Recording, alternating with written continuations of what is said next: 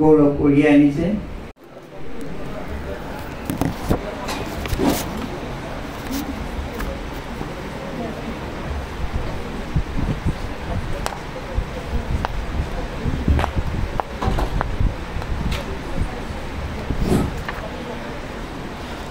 সোণাপুৰ মহাবিদ্যালয় আৰু ডক্টৰ ধনজিৎ মেধি ফাউণ্ডেশ্যনৰ উদ্যোগত অনুষ্ঠিত ধনজিৎ মেধি স্মাৰক মহাবিদ্যালয়ৰ ষষ্ঠদশ বাৰ্ষিক বক্তৃতানুষ্ঠানৰ আজিৰ মুখ্য অতিথি তেজপুৰ বিশ্ববিদ্যালয়ৰ সমাজতত্ব বিভাগৰ অধ্যাপক তথা বিশিষ্ট চিন্তাবিদ ডক্টৰ চন্দন কুমাৰ শৰ্মা ডাঙৰীয়া, আমাৰ মাজত উপস্থিত থকা ধনজিৎ মেধি ফাউণ্ডেশ্যনৰ মুখ্য ন্যাসৰক্ষী শ্ৰদ্ধাৰ শ্ৰীযুতা ক্ষীৰদা মালী মহোদয়া, আমাৰ মাজত উপস্থিত থকা অধ্যক্ষ শিক্ষাদূত গোপীনাথ শৰ্মা উচ্চতৰ মাধ্যমিক বিদ্যালয় ক্ষেত্ৰীৰ অধ্যক্ষা শ্ৰদ্ধাৰ বীণাপাণি ভৰালী মহোদয়া, আমাৰ মাজত উপস্থিত থকা সোণাপুৰ উচ্চতৰ মাধ্যমিক বিদ্যালয়ৰ অধ্যক্ষা জুৰি দেৱী শৰ্মা মহোদয়া, আমাৰ মাজত উপস্থিত থকা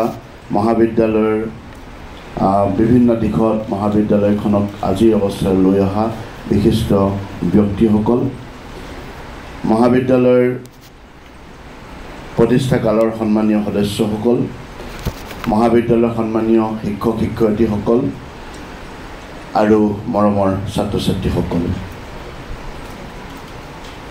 জয় জয়তে আপোনালোক সদলৈকে ধনজিৎ মেধি ফাউণ্ডেশ্যন আৰু সোণাপুৰ কলেজ কৰ্তৃপক্ষৰ তৰফৰ পৰা আন্তৰিক আদৰণি জনাইছোঁ। সোণাপুৰ মহাবিদ্যালয় ভাৰতবৰ্ষৰ ভিতৰতে এখনি প্ৰতিষ্ঠিত মহাবিদ্যালয়। প্ৰতিষ্ঠাকালৰ কাণ্ডাৰীসকলৰ সপোন কঢ়িয়াই ৩৩টা বসন্ত গৌৰৱেৰে অতিক্ৰম কৰি মহাবিদ্যালয়খনি আজিৰ অৱস্থাত উপনীত হৈছে। মহাবিদ্যালয়খনৰ উত্তৰণৰ অৰ্থে আৱশ্যকীয় কোনো প্ৰচেষ্টাকে আওকাণ নকৰি প্ৰগতিৰ দিশত খোজ পেলাইছে। শ্ৰেষ্ঠতা প্ৰতিপন্ন কৰাৰ উদ্দেশ্যেৰে মহাবিদ্যালয়খনিয়ে নিতে নব্য ভাৱধাৰা কলা কৌশল প্ৰযুক্তি সংযোজন কৰিছে। বৰ্তমানৰ গতিত গতি মিলাবৰ বাবে আহুপুৰুষাৰ্থ প্ৰচেষ্টা চলাই আহিছে।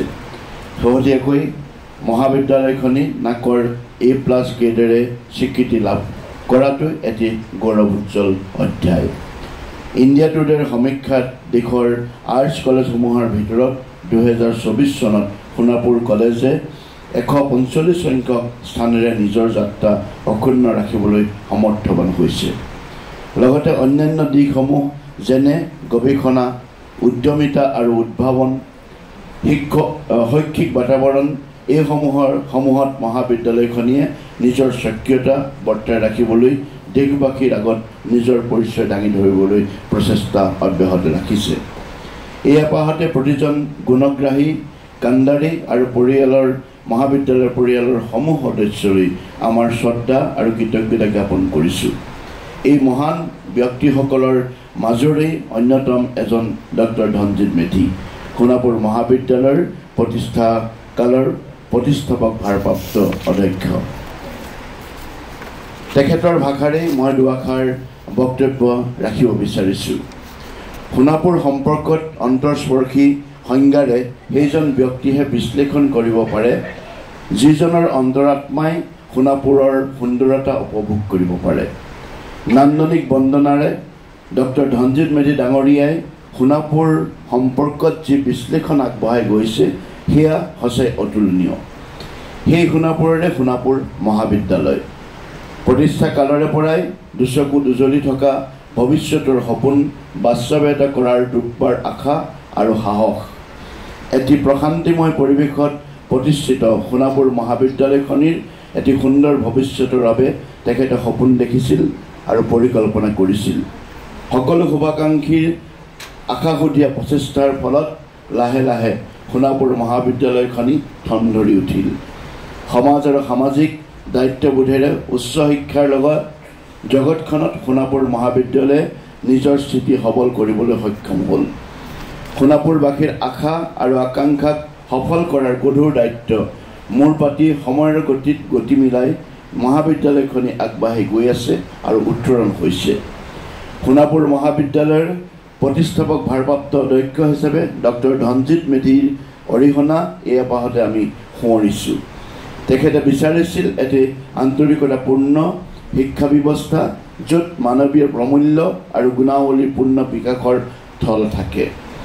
ছাত্ৰ ছাত্ৰীসকলক তেখেতে প্ৰাণভৰি ভাল পাইছিল আৰু প্ৰতিজন ছাত্ৰ ছাত্ৰীক সংগ্ৰামী দায়িত্ব সচেতন হ'বলৈ অনুপ্ৰেৰণা যোগাইছিল। ডক্টৰ ধনজিৎ মেধিৰ দৰে এজন সদাশাস্য কৰ্তব্যপৰায়ণ নিৰ্ভীক ব্যক্তিক মহাবিদ্যালয়খনে অকালতে হেৰুৱাব লগা হোৱাটো মহাবিদ্যালয়খনিৰ প্ৰগতিৰ গতি কিছু পৰিমাণে হ'লেও মন্থৰ হৈছিল। সেই প্ৰগতিৰ গতি বজাই ৰখাৰ দায়িত্বৰে আমি সকলো উদ্বুদ্ধ। আমাৰ প্ৰতিজনে দায়িত্ব হোৱাটো উচিত যে প্ৰতিষ্ঠাপকসকলৰ আশা আকাংক্ষা আমি পূৰ্ণ কৰিম আৰু সোণাপুৰ মহাবিদ্যালয়খনিক দেশৰ ভিতৰতে এখনি লেখত ল'বলগীয়া উচ্চ শিক্ষা প্ৰতিষ্ঠান হিচাপে প্ৰতিষ্ঠিত কৰিম। বৰ্তমান অৱস্থাত দেশত উচ্চ শিক্ষালৈ প্ৰত্যাহ্বান আহিছে। শিক্ষানীতিৰ পৰিৱৰ্তন হৈছে। আন্তঃৰাষ্ট্ৰীয় পৰ্যায়লৈ দেশৰ শিক্ষা ব্যৱস্থাক উত্তৰণৰ উদ্দেশ্যে ৰাষ্ট্ৰীয় শিক্ষানীতি 2020 প্ৰয়োগ কৰা হৈছে। নীতিৰ নতুন ব্যৱস্থাৱলীৰ সংযোজন ঘটিছে। পাঠ্যক্ৰমৰ পৰিৱৰ্তন হৈছে, ধাৰণা বদলি হৈছে, বহুমুখী পাঠ্যক্ৰমৰ প্ৰয়োগ অপৰিহাৰ্য হৈ উঠিছে। ছাত্ৰ ছাত্ৰী শিক্ষক শিক্ষয়িত্ৰীক শ্ৰেণীকোঠাত আবদ্ধ কৰি ৰখাৰ পুৰণা পদ্ধতিৰ পৰিৱৰ্তন হৈছে। নৱতম সংযোজনে শিক্ষা ব্যৱস্থাটোক অনন্যভাৱে মোহনীয় কৰিছে। পৰিৱৰ্তিত পৰিস্থিতিত অভিযোজন কৰিব পৰাটো আমাৰ বাবে সময়ৰ আহ্বান। এই পৰিৱৰ্তিত পৰিস্থিতিৰ পৰিপ্ৰেক্ষিতত পৰিৱৰ্তনসমূহৰ ধনাত্মক দিশসমূহ হৃদয়ৰে গ্ৰহণ কৰিব পৰাটো আমাৰ সকলোৰে দায়িত্ব হোৱাটো উচিত। চৰকাৰী তথা বিভিন্ন পৰ্যায়ত সময়ে সময়ে অহা নিৰ্দেশনাসমূহে কেতিয়াবা যে আমনিদায়ক নহয় তেনে কথাও নহয়। ভৱিষ্যতৰ উত্তৰণ তথা দেশখনৰ এটি সুস্থ শৈক্ষিক ব্যৱস্থা গঢ়ি তোলাৰ ক্ষেত্ৰত আমাৰ এয়া কৰণীয়। আমি নিজক যেনেদৰে প্ৰস্তুত কৰি তুলিব লাগিব তেনেদৰে প্ৰস্তুত কৰি তুলিব লাগিব আৰু তাৰেই কচৰৎ কৰিবলৈ আমি সকলো দৃঢ় সংকল্প হ'ব লাগিব। সেয়া লাগিলে কৰ্তৃপক্ষ, শিক্ষক শিক্ষয়িত্ৰী বা ছাত্ৰ ছাত্ৰী হওক, এটি সামূহিক প্ৰগতিৰ দিশত আমি সকলোৱে একেলগে খোজ পেলোৱাটো সময়ৰ কাৰণে এটি আমাৰ বাবে আহ্বান। ডক্টৰ ধনজিৎ মেধিৰ সোঁৱৰণত মহাবিদ্যালয়ৰ বছৰেকীয়া হিচাপত এলানি বক্তৃতাৰ আয়োজন কৰি আহিছোঁ। এই পৰ্যন্ত বিভিন্ন দিশ সামৰি অসমৰ স্বনামধন্য বহুতো শিক্ষাবিদ, চিন্তাবিদ তথা সমাজ বৈজ্ঞানিকে এই অনুষ্ঠানটিৰ সৌষ্ঠৱ বৃদ্ধি কৰিছে। তেখেতসকললৈকে আমাৰ আজি এই পাহতে কৃতজ্ঞতা জ্ঞাপন কৰিছোঁ। এই ষষ্ঠদশ বক্তৃতানুষ্ঠানত আমাৰ অনুৰোধ ৰক্ষা কৰি অসমৰ আন্তঃপ্ৰব্ৰজনৰ ইতিহাস, ধাৰা, কাৰক আৰু পৰিণতি শিক্ষক বক্তব্য ৰাখিবৰ বাবে আমাৰ মাজত উপস্থিত হোৱা তেজপুৰ বিশ্ববিদ্যালয়ৰ সমাজতত্ত্ব বিভাগৰ অধ্যাপক তথা চিন্তাবিদ ডক্টৰ চন্দন কুমাৰ শৰ্মা ডাঙৰীয়ালৈ সোণাপুৰ মহাবিদ্যালয়ৰ পৰিয়ালবৰ্গৰ হৈ আদৰণি জনাইছোঁ। সোণাপুৰ মহাবিদ্যালয়ৰ স্থাপন হোৱা ডক্টৰ ধনজিৎ মেধি ফাউণ্ডেশ্যনে সক্ৰিয়তাৰে সমাজত ভুমুকি মাৰিছে আৰু সাংবিধানিক নিৰ্দেশনাৰ মাজেৰে কৰ্তব্য পালন কৰি আহিছে। ফাউণ্ডেশ্যনৰ দ্বাৰাই ডক্টৰ ধনজিৎ মেধিৰ ৰচনাৱলীৰ প্ৰচাৰ আৰু প্ৰসাৰ, সাহিত্য সংস্কৃতি কলা বিষয়ক আলোচনা, থলুৱা সংস্কৃতি ঐতিহ্য সংৰক্ষণ তথা বৰ্ধন কৰা ইত্যাদি ক্ষেত্ৰত আলোকপাত কৰা ফাউণ্ডেশ্যনৰ মুখ্য উদ্দেশ্য। যি মহান উদ্দেশ্য আগত ৰাখি ফাউণ্ডেশ্যনটো গঢ়ি তোলা হৈছে আৰু সমাজৰ ভিন্নজনে অনুষ্ঠানটিৰ অংশীদাৰ হৈছে, সেয়া নিশ্চয় বিষয়ববীয়াসকলে কাৰ্যত পৰিণত কৰিবলৈ প্ৰচেষ্টা চলাব। প্ৰতিজন অংশীদাৰলৈ সদস্যলৈ এয়া পাহতে আমাৰ কৃতজ্ঞতা জ্ঞাপন কৰিছোঁ। ডক্টৰ ধনজিৎ মেধিৰ সুযোগ্য পত্নী শ্ৰীযুতা ক্ষীৰদা মালিৰ উদ্যোগত তেখেতৰ পৰিয়ালে মহাবিদ্যালয়খনলৈ দান কৰা মাটিখিনিৰ সুব্যৱহাৰ কৰাৰ পৰিকল্পনা নিশ্চয় সদস্যসকলে কৰিব। যদিও আমি প্ৰচেষ্টা অব্যাহত ৰাখিছোঁ, তথাপি আমি এই মুহূৰ্তলৈকে সফল হ'ব পৰা নাই, কিন্তু আমি নিশ্চয় আমাৰ কৰ্তব্যত অৱহেলা নকৰিম। তেখেতৰ লগতে পৰিয়ালৰ সদৌলৈকে আমাৰ কৃতজ্ঞতা পুনৰবাৰ জ্ঞাপন কৰিছোঁ।